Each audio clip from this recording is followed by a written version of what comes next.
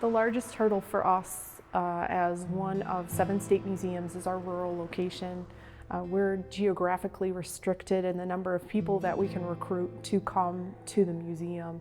The local population is great. We love all of our volunteers and our involvement that we have here. But if we're trying to draw a larger tourist community from Las Vegas or through Valley of Fire, we're somewhat limited in our capacity to engage those communities.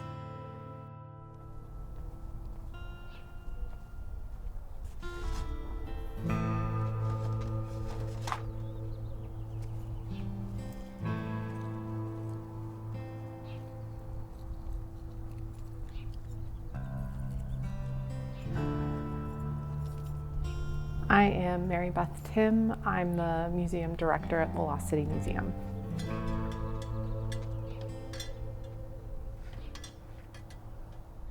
I got into anthropology in a roundabout way. I really liked thinking about other cultures and other places and how they did things and how people who are different from us think. And when I got to college and I found out that anthropology was a thing, I was like, yes, I want to study that. I want to do that.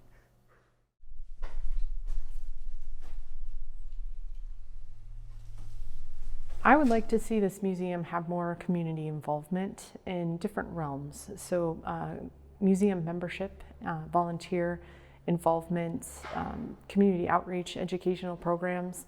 I think the impact that this museum could have could be greatly increased by recruiting more volunteers into our museum.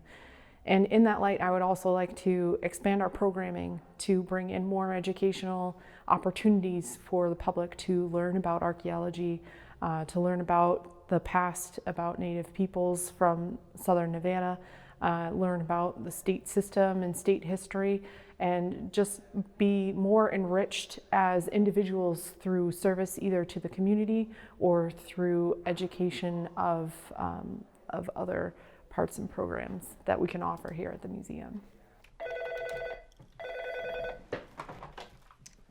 Hi, this is Mary Beth.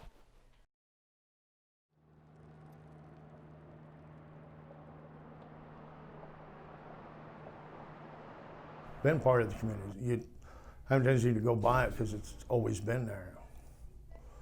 And it's just, they'll look over there. I do the same thing. I need to go see it. But then, they'll be there tomorrow. You know, but if we went up and left or they closed it down, I'm pretty sure they'd miss it real bad. It gave us a sense of pride. That's the only museum around, really. It's the only museum the people found.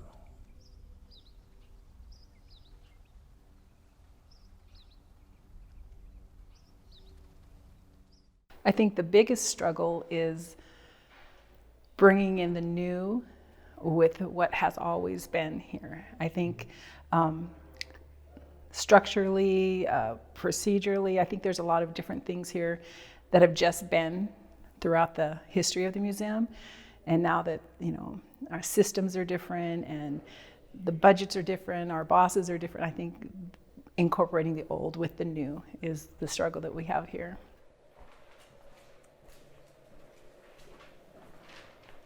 This is an introductory gallery to the ancestral Paloan people. It is formed after the 1935 style, so we call it 1935 Gallery. The building was constructed in 1935 by the Civilian Conservation Corps, and it is built in a revivalist style. So they wanted the museum to look like what the Pueblos did outside. So the cases that are behind me here are introductory, and they were written by Mark Harrington. We found the archival information about what he would have wanted the museum to look like and what he would have wanted in the cases. And so we've created that for our visitors here. And this is Jim. Hi, Jim. Hi. Good to see you today. Good to see you.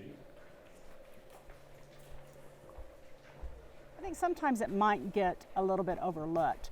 So I would say its primary struggles are probably lack of staffing and lack of funding. Fortunately for the museum, they've done a very good job of reaching out. I know they have a lot of volunteer docents. We've had students work over there with them, so I think that assists them quite a bit. But I would say certainly to maintain those collections as well as those priceless collections deserve to be maintained, additional funding and additional staffing would be important. This exhibit gallery is called Landscapes of Change. And what it does is it describes changes in technology and changes in climate from the Ice Age, which starts here, all the way up until the present day, with the inundation of Lake Mead and the creation of the Hoover Dam. One thing that's very special to me is the relationship that I've had through UNLV in working with the Lost City Museum. They have always been very welcoming, the staff there. They have allowed us to come out and do archaeological research and experiments on their property. And they have given us some real research opportunities for our students. Some students have worked with the staff to create exhibits. Other students have received credit for working with their archaeological collections and learning how to curate artifacts. Others have worked with the museum in public outreach activities and even research on their collections. So I feel that that the Lost City Museum has been a real boon for the anthropology department at UNLV in giving our students experiences that they might not otherwise have.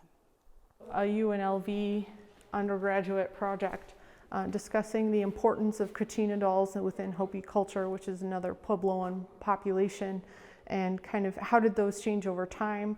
What are we looking at in terms of Kachina dolls, and why are they important and significant? So when you have a chance, you should definitely check that out. Probably the future holds for museums is,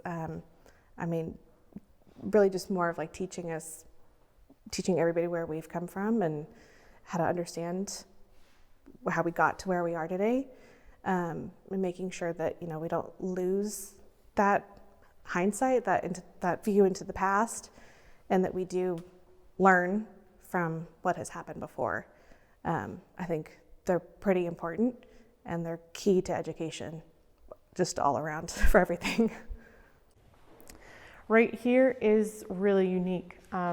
What we have is an actual archaeological foundation that was excavated first by the Civilian Conservation Corps and then again by museum personnel when this wing was constructed in 1981. The other half of the exhibit is plaster covered to kind of show you what it would look like as a living floor. A living floor means when people were living in this house, what would it look like? So we have a hearth area with some pots for cooking. We have a nice woman who's grinding some corn for us, and a storage room that has some storage materials there. So this was a prehistoric occupation site, and then it was purposefully made into an interpretive exhibit, which is really special. We don't have any other museum within Southern Nevada that has something like this within its walls.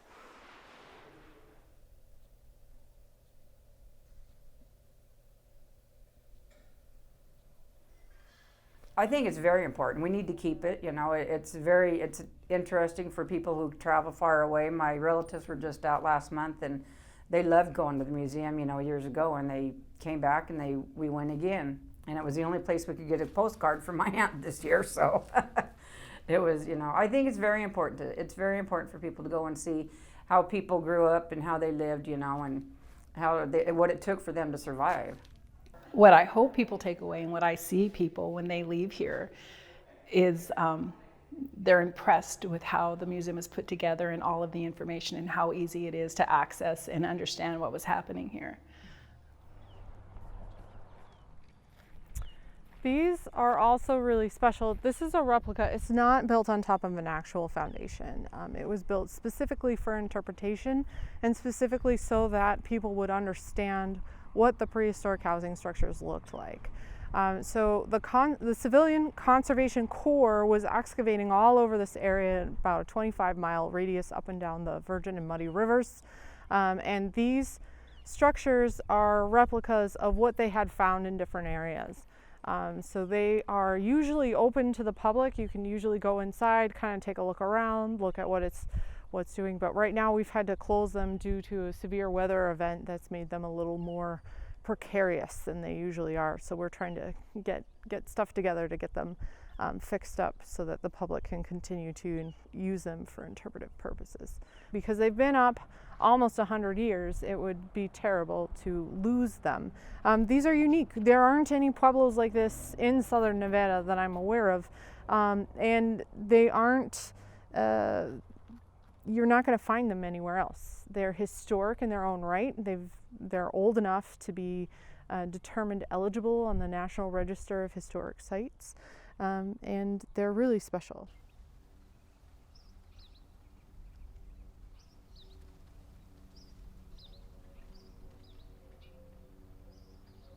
This museum is a special place.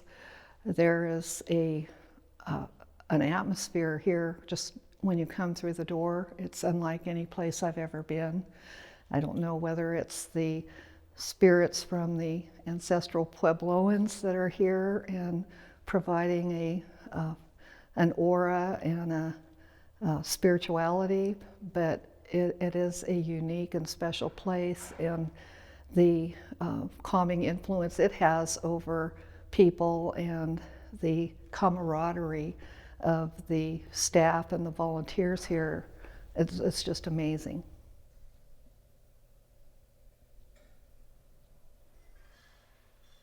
I think it's very important that an archaeologist is the director of the Lost City Museum. It's an archaeological museum, first of all, so you want to have somebody running it who is passionately interested in what those artifacts can tell you, how they can tell the story of prehistory.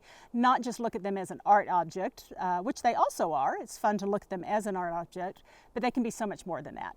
They can help tell the story and answer questions and learn about what life was like for the Virgin Branch people who lived in the area. So I think having an archaeologist as the director hopefully means that there will be more emphasis on interpretation and understanding what these artifacts can tell us. I think archaeologists also understand the curation requirements of these artifacts. They need to be preserved for future generations, and records of them need to be maintained. And while art and other type of museums, their collections also are curated, archaeological artifacts often have very unique curation requirements that I think an archaeologist will be able to understand, much more so than someone who might have extensive museum experience, but not with archaeological collections.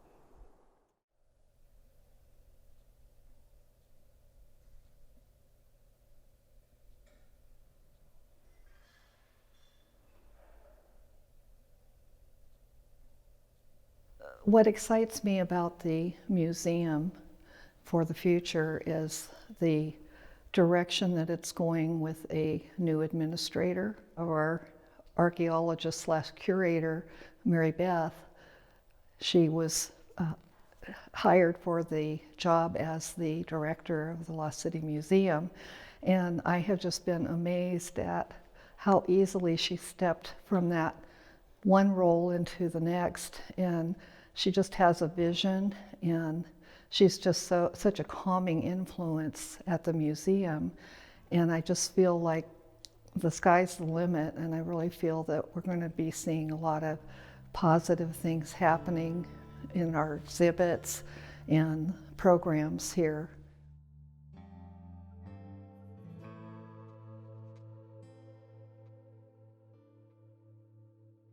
I definitely feel that this museum has places to go and things to do, and potential for a greater impact than what it currently has.